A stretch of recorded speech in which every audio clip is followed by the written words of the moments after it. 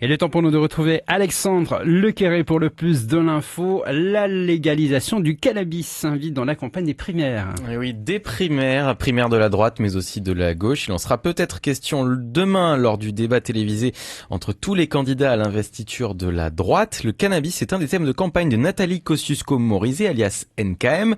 Elle est pour la dépénalisation car la lutte contre les stupéfiants n'est pas efficace selon elle. Et à gauche, Benoît Hamon, député et ex-ministre, veut lui la légalisation. Il compte porter cette idée à la future primaire de la gauche. Alors dépénalisation ou légalisation, quelle est la différence? Dépénaliser, ça veut dire ne plus pénaliser, ne plus punir. Les policiers trouvent du paca sur vous.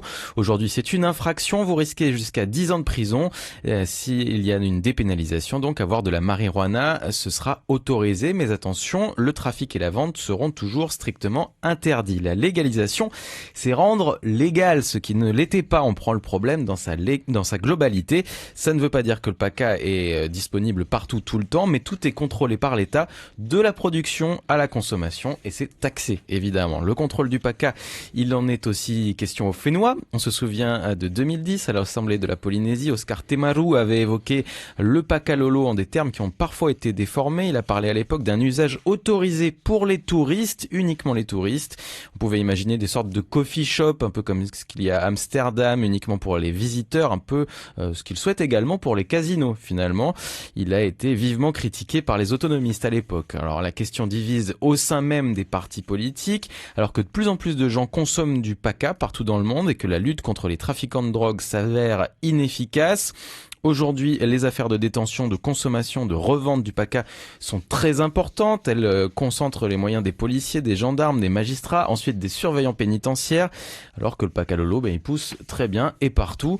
Le cannabis, il en est également question, il pourrait même en être question lors du prochain débat entre Hillary Clinton et Donald Trump pour la présidentielle aux États-Unis.